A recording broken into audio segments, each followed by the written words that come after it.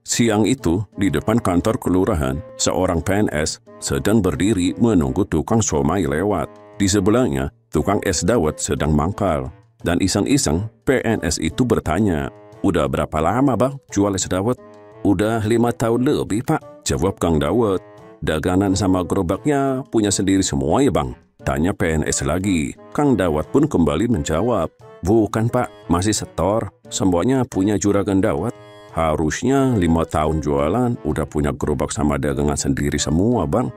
"Ya namanya juga orang kecil pak. Bapak sendiri kerja di kelurahan udah berapa lama?" Tanya balik Kang Dawet.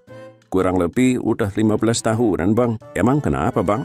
Mendengar itu Kang Dawet pun menyahut, "Kerja udah 15 tahunan. Harusnya bapak udah punya kelurahan sendiri pak."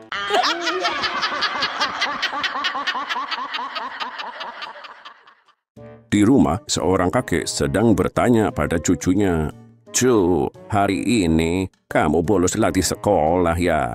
Dengan cengengesan, cucunya menjawab, "Hehehe, iya kek." "Kamu ini ya, dasar anak nakal. Ya udah, ayo ikut kakek aja ke pasar."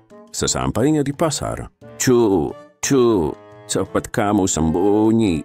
Lihat itu, kayaknya Pak Gurumu. Ayo cepat kamu sembunyi dulu. Nanti ketahuan kalau kamu bolos," ucap si kakek dengan panik.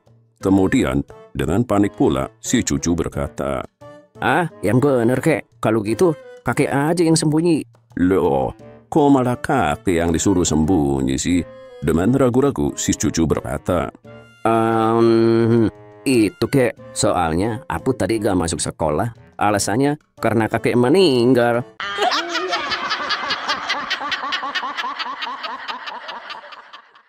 Di siang hari yang sedang terik, dalam sebuah minimarket, Udin mau beli rokok. "Mbak, rokok yang itu 1 bungkus ya, sama koreknya juga 1, ujar Udin sambil menunjuk salah satu merek rokok. "Apalagi mas, pulsanya mau sekalian?" tanya Mbak kasir dengan senyum ramah. Lalu Udin menjawab, "Enggak mbak, itu aja." Sehabis membayar, Udin pun berjalan ke dekat pintu, membuka bungkus rokok, mengambil 1 batang dan hendak membakarnya. Mas, mohon maaf, di sini dilarang berokok." "Di luar panas, Mbak. Di sini adem, ada AC-nya. Lagian emang kenapa? Saya kan beli rokoknya di sini, bukan di tempat lain. Jadi wajar dong saya merokok di sini." Dengan muka kesal, Mbak kasir pun berkata, "Mas, kami juga menjual kondom, tapi tidak ada yang main di sini. Gimana sih?"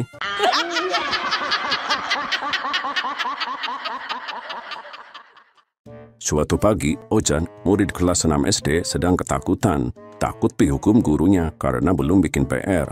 Ketika sedang bingung mencari alasan, ibu guru sudah terlanjur bertanya, "Ojan, mana buku PR-nya? Kamu belum bikin PR ya? Kamu mau ibu hukum?"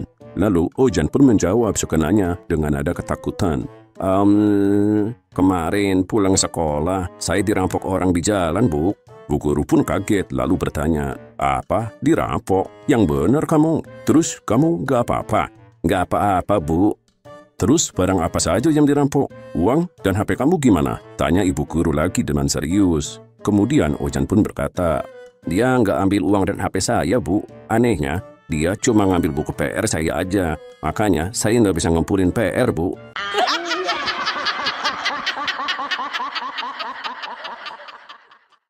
Suatu sore, Sule dan anaknya, yaitu Ojan, sedang duduk santai di teras rumahnya. Ojan berkata kepada Sule, "Pak, nanti pas liburan Ojan dibelikan sepeda ya." Sambil melirik, Sule menjawab, "Oke, nanti Papa belikan. Tapi rapor sekolahmu harus ada 49-nya. Tidak usah semua, 3 saja, udah cukup kok." Setelah terima buku rapor, "Pak, raporku ada 49-nya. 3, sepedanya mana Pak?" Ojan mau tunjukin ke teman-teman Ojan. "Nah, ini baru namanya anak Bapak. Udah pinter kamu nak. Itu sepedanya sudah Bapak belikan. Sekarang rapornya mana?" ucap Sule dengan senang. "Ojan taruh di atas kulkas, Pak," kata Ojan. Lalu pergi naik sepeda barunya dan Sule pun mengambil rapor, membuka dan membacanya. Isi rapor: Matematika 4, IPS 5, IPA 4, Bahasa Indonesia 5. Lah, mana ini akad 9-nya? Sakit 9, izin 9, alfa 9.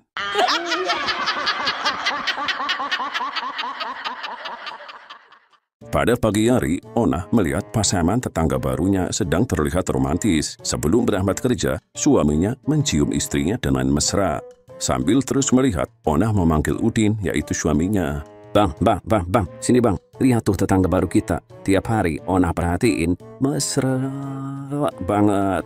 Sebelum dia berangkat kerja, pasti istrinya dicium dulu. Abang udah pengen seperti itu. Sambil menatap jauh tetangganya, Udin pun berkata, "Ya sebenarnya sih abang juga mau nah kayak suaminya itu lakuin. Masalahnya kan abang belum begitu kenal dengan istrinya itu. Jadi abang belum berani buat nyium dia kayak gitu." Mendengar ucapan suaminya, mata Onah pun melotot marah dan berkata dengan kasar, "Hei, taplak meja, maksud gua, elu nyium gua, bukan disuruh nyium cewek tetangga itu."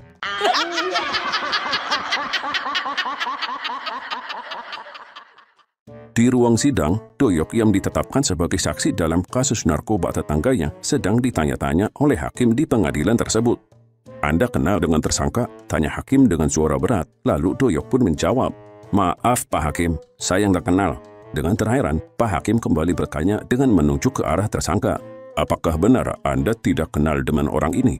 "Kalau sama dia, saya kenal Pak, namanya Kadir, bukan tersangka." "Jadi benar Anda kenal dengan saudara Kadir?"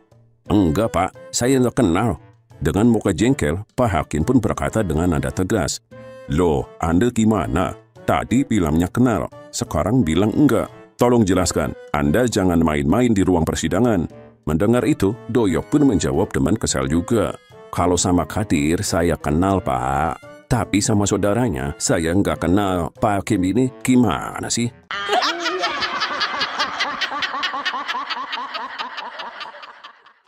Di warung Bu Noni, Emen datang menanyakan telur bebek.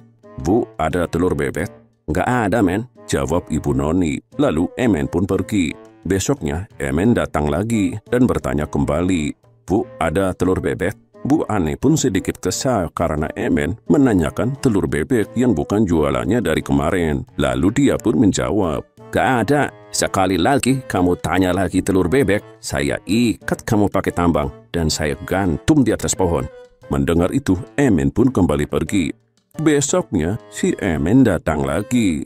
Kemudian dia pun bertanya kembali, "Bu, ada tali?" "Gak ada." "Tambang-tambang?" "Gak ada juga." "Kalau telur bebek?"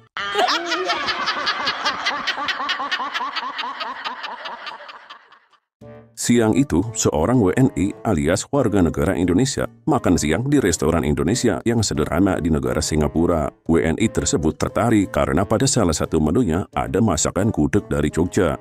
Dia pun penasaran, lalu dia pesan satu porsi. Setelah dia mencicipi, gudeg itu ternyata lebih enak dibandingkan gudeg dari tempat asalnya sendiri, yaitu Jogja. Karena penasaran, dia pun bertanya pada pemilik restoran tersebut, "Mas, kok gudeg di sini rasanya lebih enak dibandingkan di tempat aslinya? Apa rahasianya yang bisa membedakan rasa tersebut?" tanya WNI. Kemudian dijawab oleh pemilik restoran tersebut, "Oh, itu karena nangkanya, Mas. Kalau di Jogja, kan pakai nangkanya itu nangka lokal. Nah, kalau di sini, kami memakai nangka impor."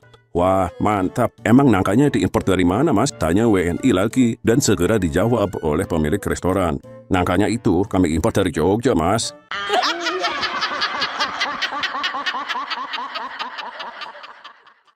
Asep, seorang anak kecil umur 6 tahun yang masih polos, ingin melaksanakan sholat zuhur berjamaah di masjid dekat rumahnya. Dan kebetulan saat itu Asep membawa HP.